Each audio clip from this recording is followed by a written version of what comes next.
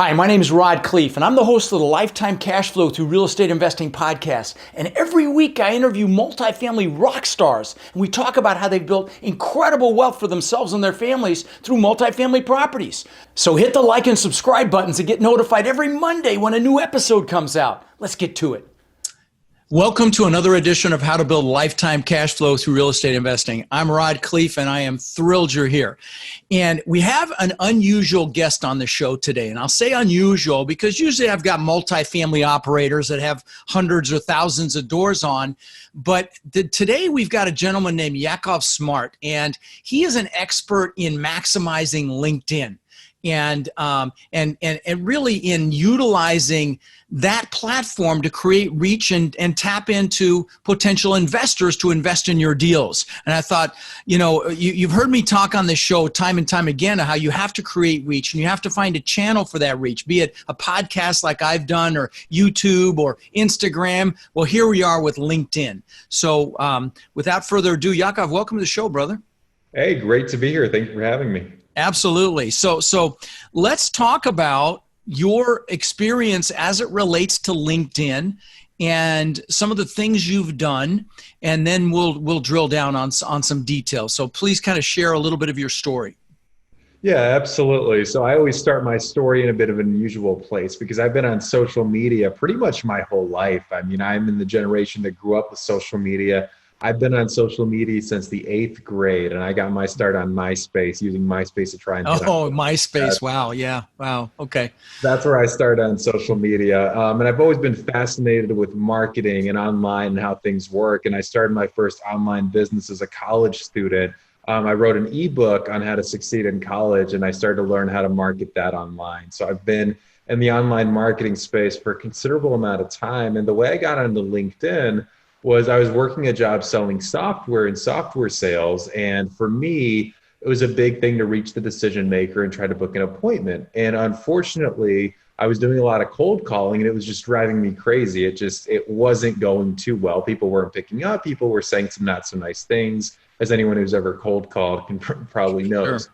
So out of necessity, really, I turned to LinkedIn and I inadvertently discovered a new way of using LinkedIn to get more leads and meetings with prospects. And I was living in Vegas at the time. So I started working with local business owners out there on LinkedIn lead generation. And then I authored the book, Disrupting LinkedIn, built a multiple six-figure business specifically around lead generation on LinkedIn. And the way I got into working with mostly real estate entrepreneurs, which at the time today, most of the people I work with are either real estate entrepreneurs, people doing syndications, people wanting to raise capital and attract high net worth investors. And my first experience in that, I met a couple of gentlemen. They were putting together something called a deal club, and they wanted to bring together these high net worth individuals, people worth hundreds of millions, if not billions of dollars, who were angels, and they wanted to put them in a room with startup founders. And they came to me and they said, sorry, they wanted to put them in a room with what? I misunderstood that last piece.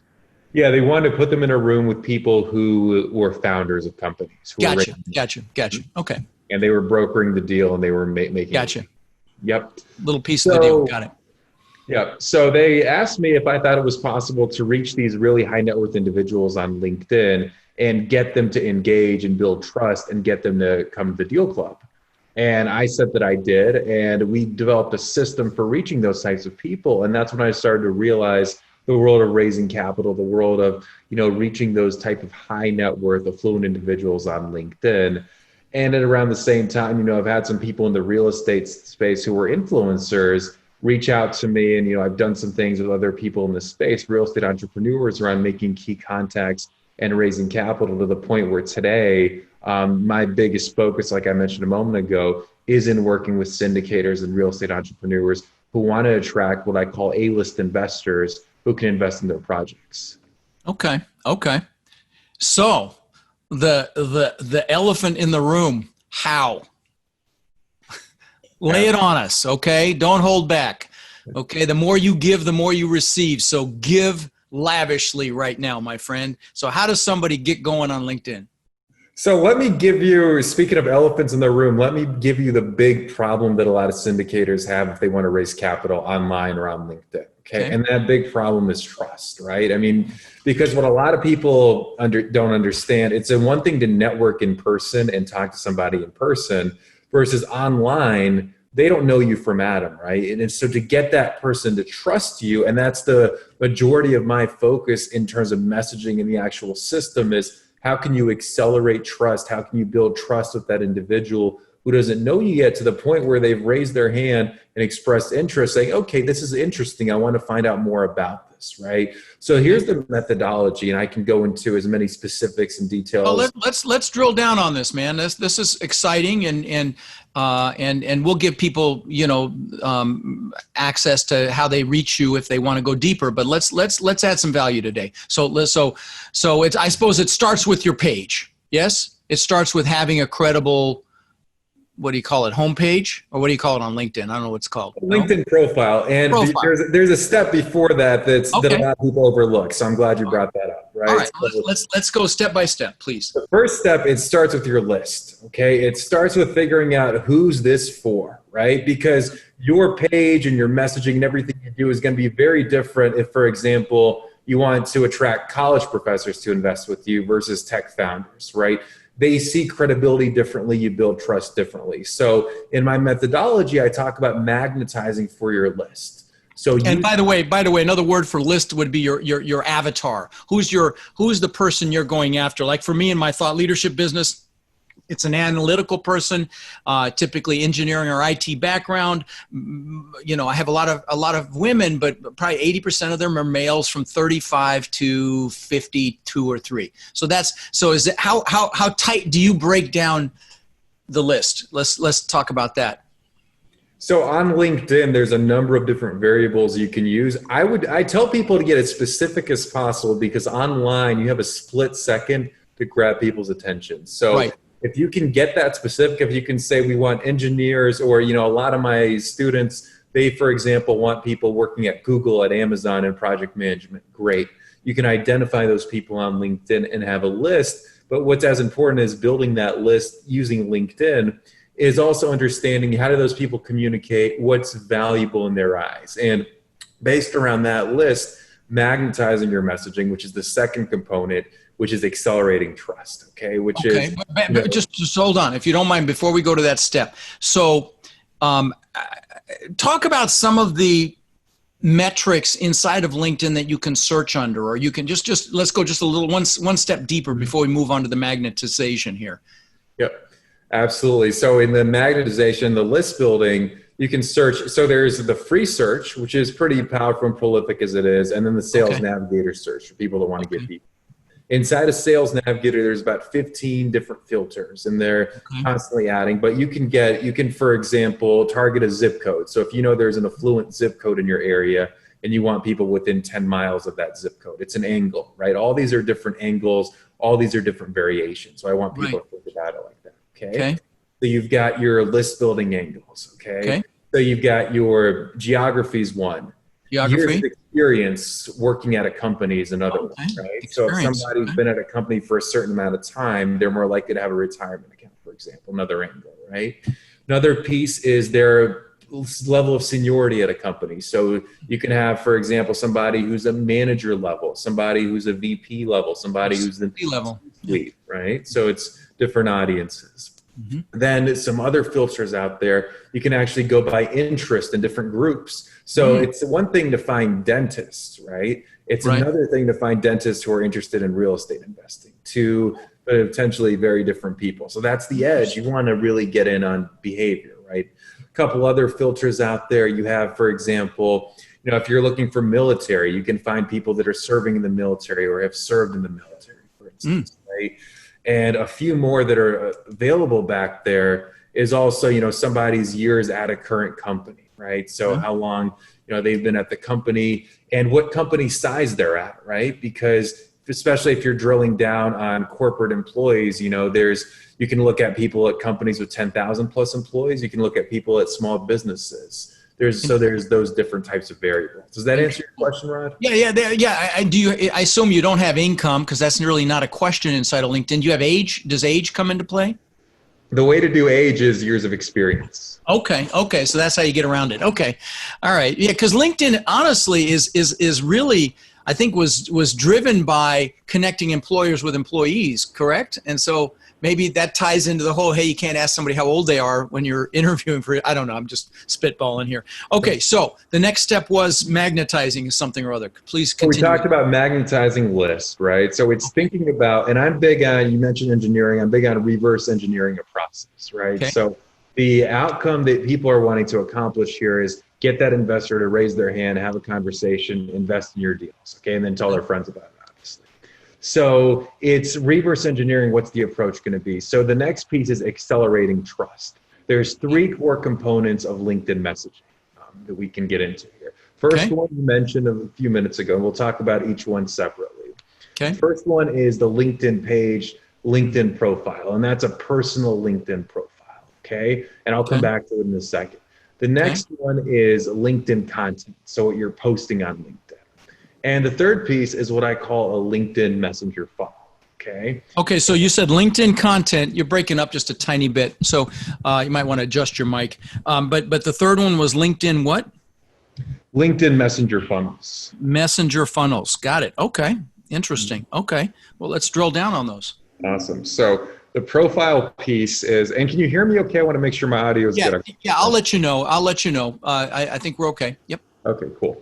So the LinkedIn profile, right? And what's powerful about a LinkedIn profile is when someone Googles your name, just the way that LinkedIn is set up and the relationship LinkedIn has with SEO, that profile is usually going to be among the top 5 results, first page, even if you're not doing a whole lot on LinkedIn. So there's other benefits to having a really great LinkedIn profile. It's the first impression. Okay. So it's the first impression that gets someone to decide whether or not they trust you or whether or not they don't, right? And it's really important to make a powerful first impression. So there's 3 mistakes that I see when it comes to LinkedIn profiles that a lot of people in this space in real estate make, and they go in one of the 3 extremes, and sometimes it's a combination. So the first one, you know, the old way of using LinkedIn was connecting employers with employees, right? And it's that resume platform. So there's a lot of entrepreneurs out there where their profile still looks like a resume. They've got their executive bio, they've got their experiences, specialties, and that's fine if you're looking for a job, right? But if you're wanting to attract investors,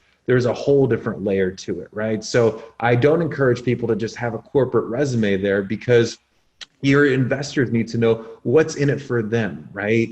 I'm big on educating first. I'm big on giving value first. And until they understand what's in it for them, they could care less about your corporate resume. So it's a big mistake that I want people to avoid. The next type of, mistake that I often see, I call it the wide-eyed squirrel. Okay. It's like if somebody's got 5 different businesses or 5 different projects all listed on their profiles, right? And that that potential investor sees your profile, all of a sudden it looks like you're, jack of all trades, master of none. Right. Okay.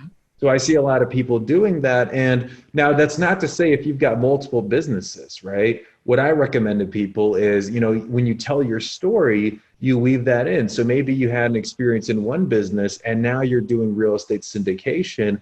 Well, what was it from that business that makes you credible, right? You play that as an asset, right? Nice. That's the second type of big mistake. And the third piece is something that's just over the top. I call it 90s marketing brochure, right? It's when somebody is all about features and benefits first. And features and benefits are great, but you want to understand, until they trust you, until they care, they're not ready to hear about the features and benefits yet. So instead, that's like the used car salesman. Hey, I don't see you looking at this convertible. It don't even build rapport, nothing. Yeah, got it. Exactly. So that's a big issue. So instead of doing that, and the approach that I recommend is, you want people to feel understood. You do want to establish your authority. And some ways to do that are to address what their frequently asked questions are, or some of their key objections are in your profile. When you're the one to address that, you show a different level of awareness, and you want people to say, this person gets me, okay?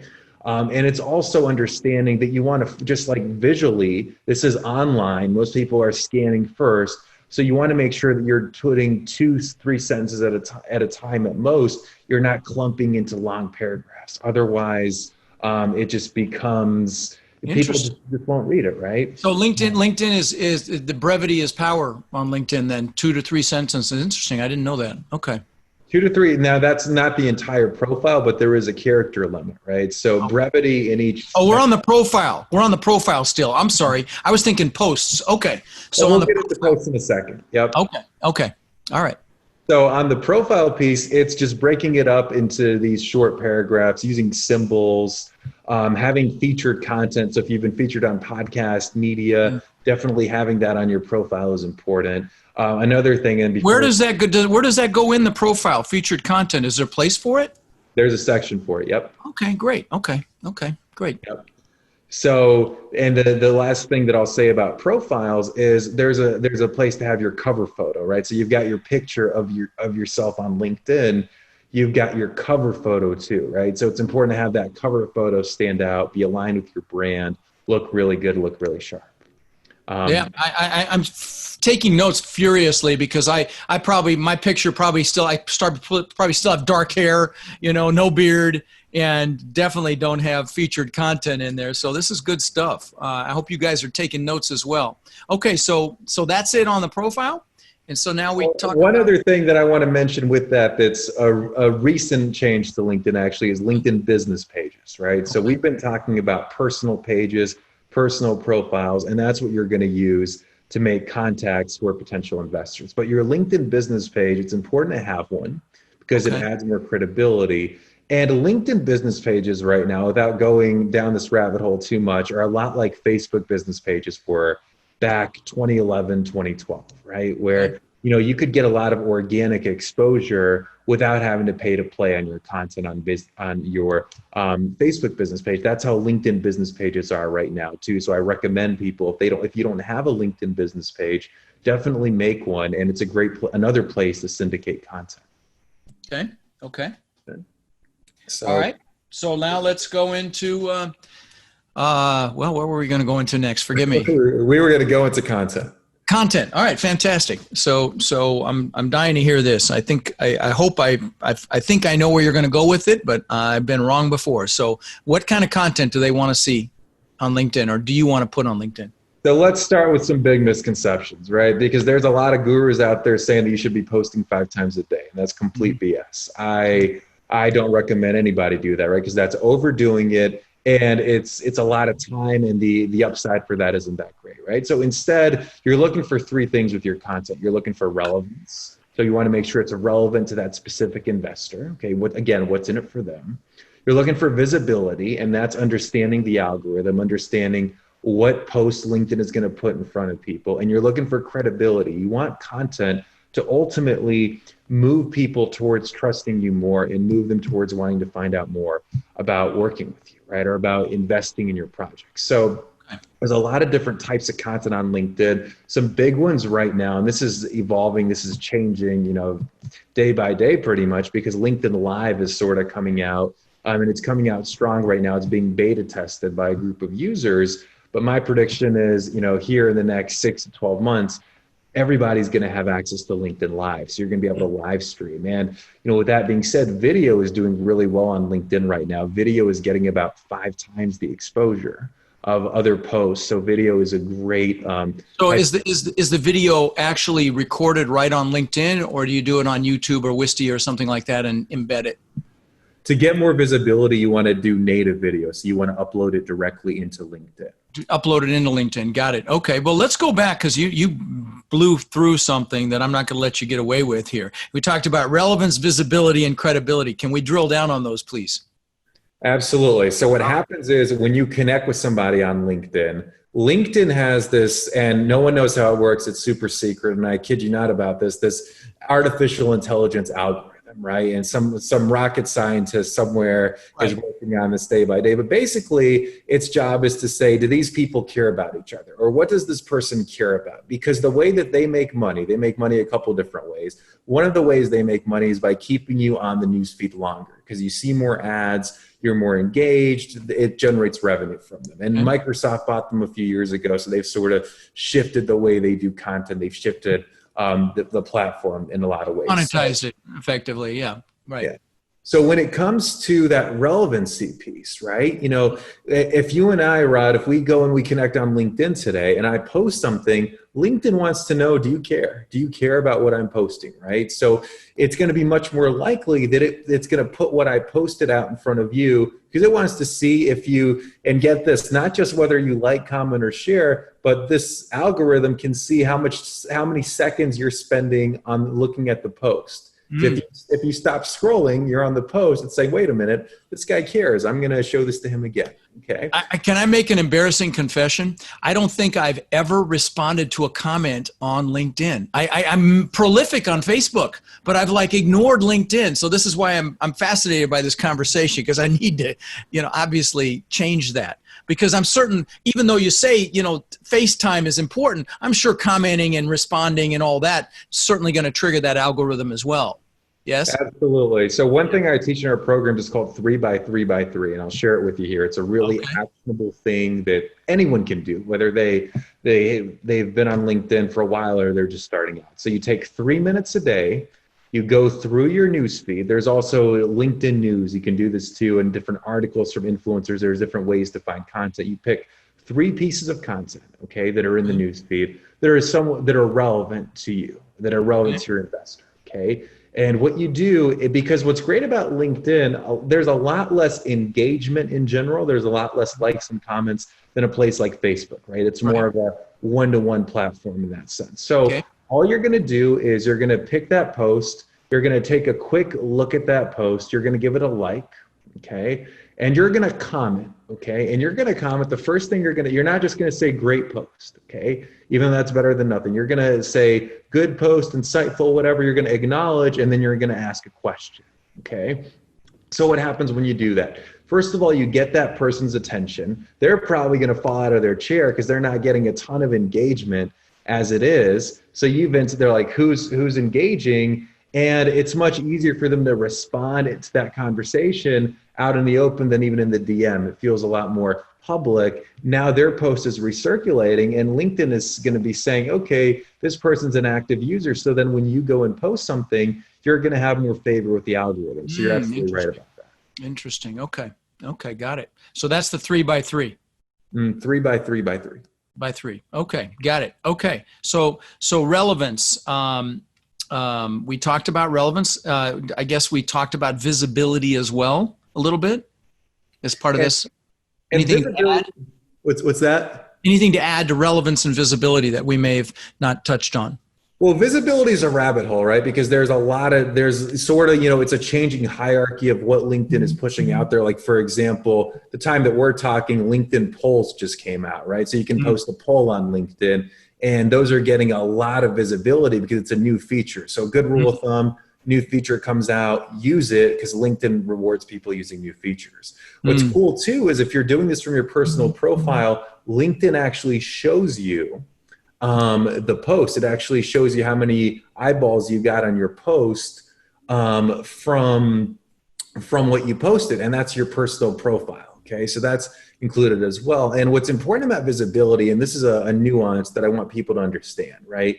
If you've got a sophisticated investor, they're not necessarily liking and commenting on a bunch of stuff on LinkedIn. Okay, they might not be the type of person they are. However, if they're seeing it, you're starting to create that omnipresence. So sometimes having somebody see something is a great touch point, a great trigger, even if they haven't liked or commented. So don't underestimate that. Okay. Which ties into credibility a little bit as well.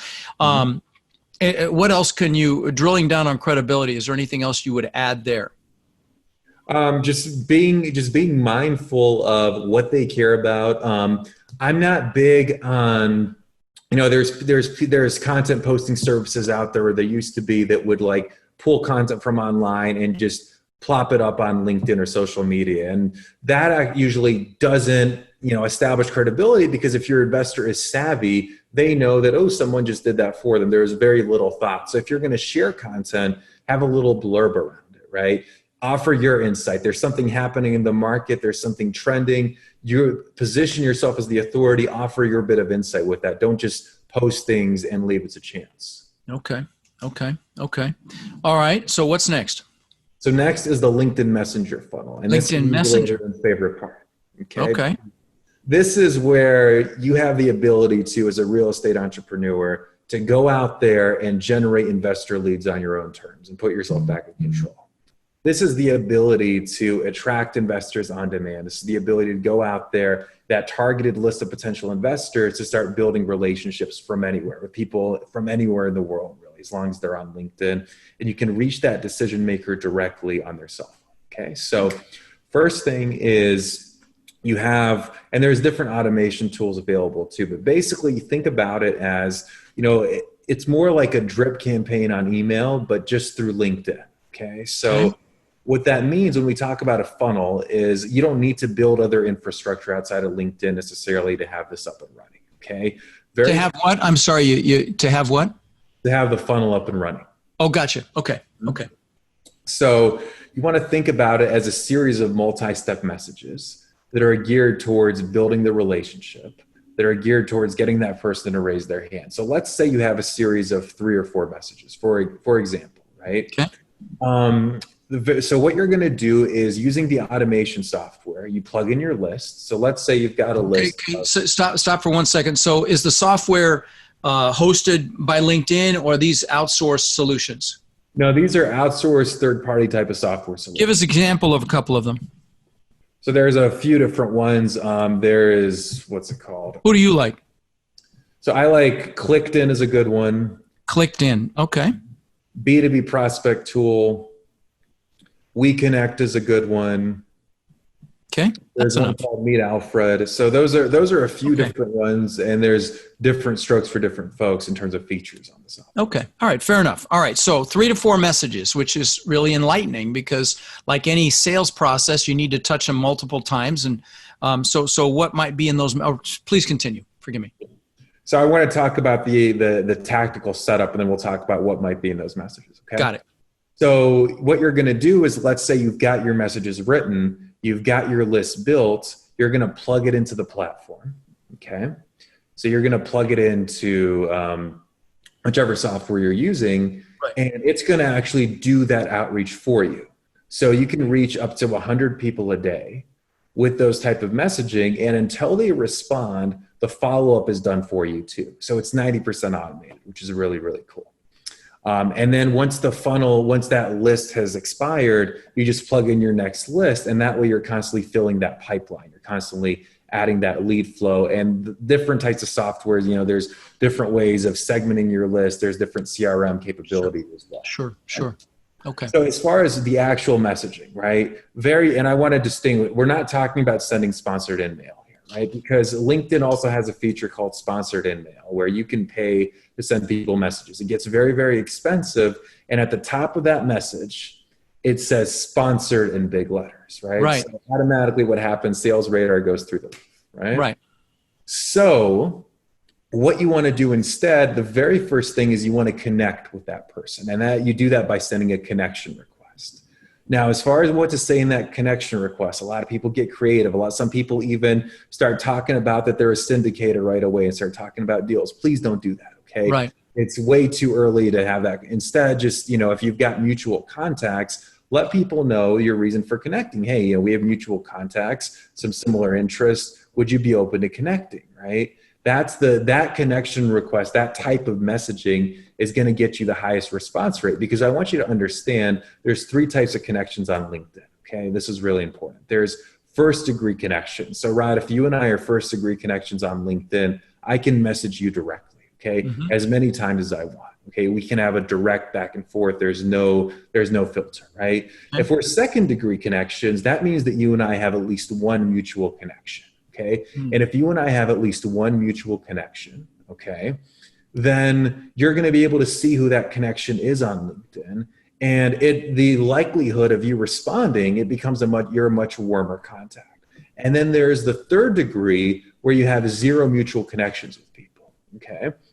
So with your first degree connections, you can put them in more of a direct type of message funnel, where from the get-go, if you've got people you're already connected to, you can enroll them in this type of funnel. Versus everyone else, second and third degree, you need to connect with them first for those next steps to happen. So if they don't accept your connection request, those next steps cannot happen. Okay, so let's say they've accepted your connection request. request. Okay, so what do you do first, right? And there's different strokes for different folks here. But the biggest thing that I recommend, and I'll give you a frame of reference here as well as some potential messages. The biggest thing that I recommend is starting off with something educational. Okay, something educational, but at top funnel level. Now, what do I mean by that, right? I'm not talking about specifically educating people on a deal or your company because they don't care yet, right? But it's something, so for example, we'll take multifamily, right? So they need to first know what a multifamily syndication is, for example, right? Or, that it's possible to invest in real estate without having to do the day-to-day management, right? There's a lot of people who don't know that. So the very first thing that you share with them should be that type of awareness, that type of information. You don't necessarily have to create the piece of content yourself. Okay? And this isn't a message. So you're sending a message maybe with an attachment. Is that what you're doing?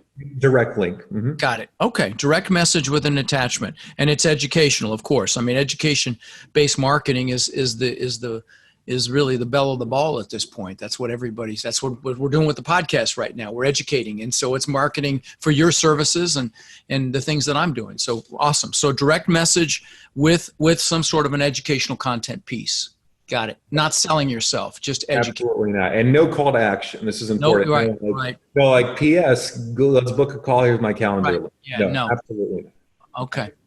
So depending on who your investor is, and you can schedule out the cadence using software, right? So you can schedule out the different, What do you recommend as far as cadence? I mean, what's worked well for your clients?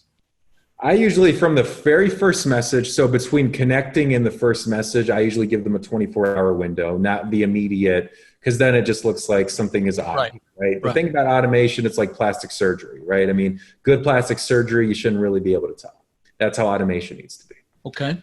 So let's say you go 24 hours, they get the first message. I recommend 2 or 3 days until that second message. And in the second message, you have a choice, right? You can either send out another piece of content that's a little more detailed, a little more specific, still not, nothing too head on, nothing too direct in most cases, but you can put that out there and again, continue to sort of warm them up.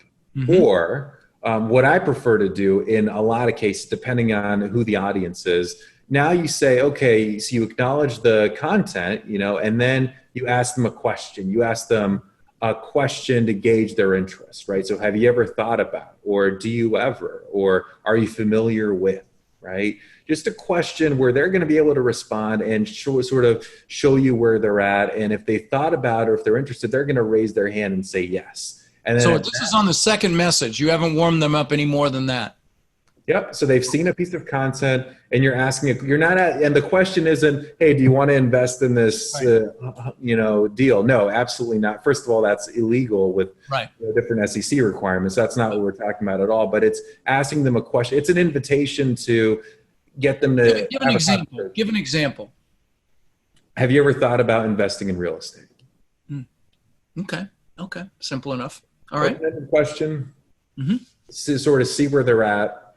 Sometimes people will tell you stories that, I've always wanted to, but, or I'm actually looking right now at these types of deals, right? So the most important thing is to find out where people are at. That's the point of this messaging. So you want to get somebody to raise their hand. Right. And if they don't respond, okay, then you've got different follow-up messages you can put out there as well. More content, more questions. I usually recommend starting with a 3 to 5 step. And if they don't respond, you can enroll them into a more long-term type of drip where they're getting content consistently. They're getting quick notes, pieces of value. Okay.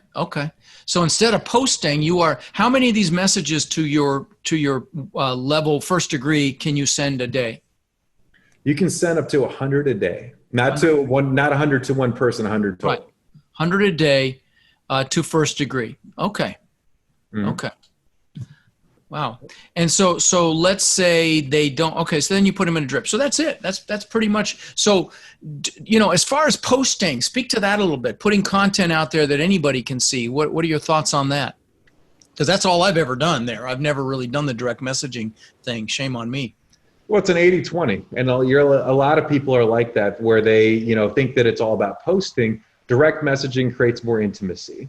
When you do it Right. the right way, it creates value up front and you see where that person's at. Okay. And it's a great way to share. If you've got great content that educates people, it's a great, like even this podcast, we could send it to someone in a direct message, not wanting anything in return, but it's a piece of content that's educational and high value, right? So I recommend if you're going to do anything on LinkedIn, to start with the messenger funnel and then get into content, right? As far as posting content, consistency is key.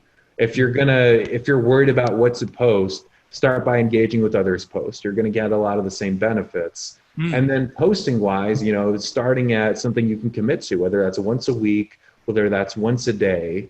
Best times of day to post, it's a question that I get asked a lot, is the mornings are typically really good. Weekends are a sneaky good time to post on LinkedIn because a lot of people are more active on LinkedIn during the weekends, depending on your audience. When you say morning, can you be a little more specific? Early morning. So like Early first morning. thing in the morning. Okay. Interesting. Yep. So any other little ninja tricks? Well, there's We've covered a lot of ground here. We've covered a lot of ground. My head's swimming. I'm sure my listeners are as well. And I know that you've got some free resources and some trainings and things like that, and of course things that you sell as well to help people with this business. What's your website again? It's linkedleads.us. linkedleads.us, not .com, guys. linkedleads.us. And I looked at the website and looked like some cool stuff there. Well, listen, my friend, is there anything I didn't ask you that I should have? Yeah, one last thing, and that's delegating this, right? Okay. And I'm big on somebody who's a real estate entrepreneur. How do you delegate this into a system, right? So Okay. I want people to understand the high level, understand the strategy, what's going to work for their business, for the types of investors they want to attract, and then always be thinking of how do you delegate this, right? Because this is something, once you get this up and running, I do this personally. I have someone on my team who spends 2 to 3 hours a week managing this for me, right? Because you don't want to be sitting there in the day-to-day clicking away. That's probably not your zone of genius as a real estate entrepreneur. So I want you to think about, and there's a great article on linkleads.us/outsourcing versus delegating. I think that's the URL. Check it out. I want to make sure that you don't waste, because there's people who waste money outsourcing some of this stuff and spend tens of thousands of dollars. You can delegate it for a lot less and get a lot better results. Okay. Sound. I actually use a VA that does little connection, to really literally just connection DMs to get me connected. And sometimes it's embarrassing because it's somebody that I'd said one of my students already, or somebody that I know. And I'm like, okay, it was my VA, sorry, but just building my reach here on LinkedIn. But you've really added a lot of value to me personally today, Yakov. And I appreciate you being on the show. And I know that you've added a tremendous amount of value to the tens of thousands of people that listen to this show. So thank you for being on, my friend. Thank you for having me. Absolutely. Well, I'm sure that we'll stay in touch and talk soon. Take care. All right. Sounds good. You too. Rod, I know a lot of our listeners are wanting to take their multifamily investing business to the next level. Now, I know you've been hard at work helping our Warrior students do just that using our ACT methodology, which is awareness, close, and transform. Can you explain to the listeners how they can get our help? You bet. Guys, we've been going nonstop for 3 years, building an amazing community of like-minded people. And our coaching students, which we call our Warriors, have had extraordinary results. They've purchased thousands and thousands of units. And last year, we did over 1,000 units with our students. And we're looking to grow this group and take it to the next level. We're looking for people who want to follow a proven framework that's really step by step, and then leverage our systems and network to raise equity, to find and close deals, and to build partnerships nationwide. Now, our Warrior community is finding success in any market cycle. So if you're interested in finding out more about how you can become more of our incredible network and take advantage of the incredible opportunities that are coming very soon, apply to work with us at mentorwithrod.com or text CRUSH to 41411. That's mentorwithrod.com or text CRUSH to 41411.